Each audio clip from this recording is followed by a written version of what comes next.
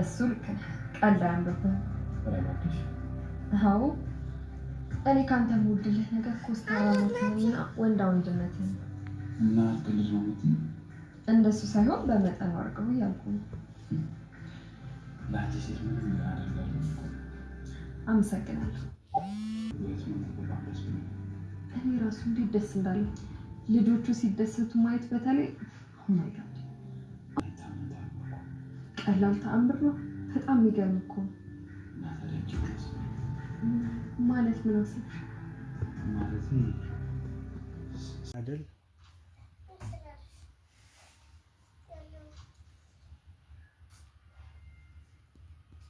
ልጅ እንጂ ነው